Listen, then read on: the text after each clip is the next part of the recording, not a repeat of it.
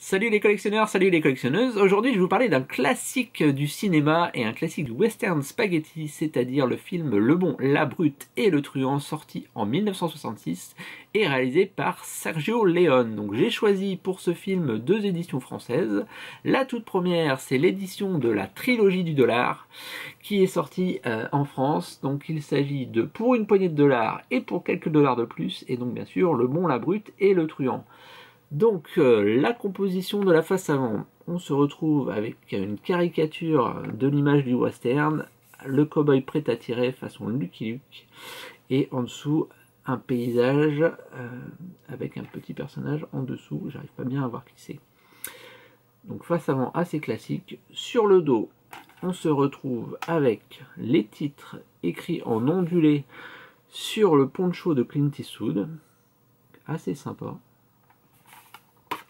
On l'ouvre, steelbook avec une dominance de blanc, et à l'intérieur, donc on se retrouve avec les trois films Blu-ray, avec une sérigraphie marron, et par contre la petite bande bleue assez moche. À l'intérieur, il n'y a pas d'artwork interne, le petit défaut de ce steelbook, mais on a quand même l'avantage d'avoir trois films.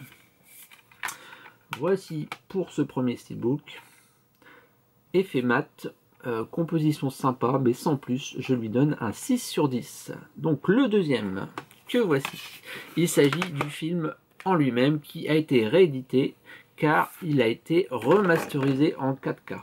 Donc par rapport à la toute première édition, l'image est vraiment de meilleure qualité, et surtout la colorimétrie correspond plus aux vœux du réalisateur et du directeur de la photo de l'époque.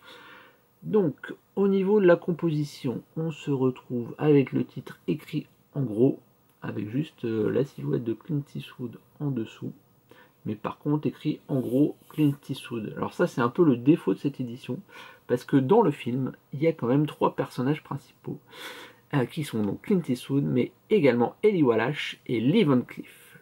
Donc, ce film-là, pour ceux qui l'ont vu, il y avait vraiment trois personnages, et le petit défaut, c'est que à l'arrière, il n'y a également que Clint Eastwood, malheureusement.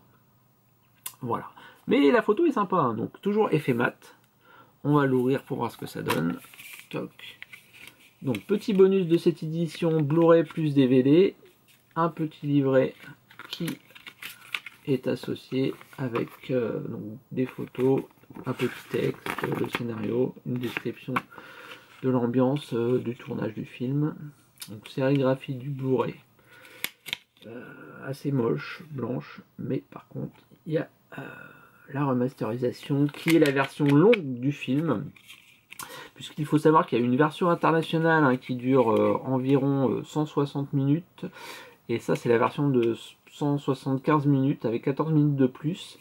Donc elle a longtemps été abandonnée, puisque ces tournages de scènes en plus n'avaient pas été doublés en anglais. Donc ce qu'a fait le studio, c'est que ils ont rappelé Clint Eastwood et Eli Wallach, puisque Lee Van Cleef était mort, pour leur demander de redoubler le film, donc des scènes manquantes avec leur voix de maintenant. Donc c'est vrai que quand on l'écoute en anglais, on entend la voix de Clint Eastwood jeune et la voix de Clint Eastwood vieux. Ça fait un peu bizarre, mais ce que vous pouvez faire, c'est aussi l'écouter en français, bien sûr. Voilà, donc Blu-ray plus DVD, je les enlève. Et vous allez voir l'artwork interne qui est assez basique, hein. C'est une reprise du titre en orange. Voilà, effet métallisé. Alors là, pour le coup, c'est pas terrible, puisqu'on aurait pu avoir une très belle scène de duel final, ou je sais pas, d'un regard. Voilà. Donc, hop, je remonte l'avant. Version française, hein, qu'on peut encore trouver assez facilement aux alentours de 15 €, film culte, donc édition à avoir absolument, surtout pour le disque en lui-même, et c'est un plus d'avoir le steelbook, donc comme le premier en fait, hein, effet mat, design pas plus que ça, artwork interne inexistant, je lui donne un 5 sur 10. Voilà, j'espère que ça vous a plu, à la prochaine.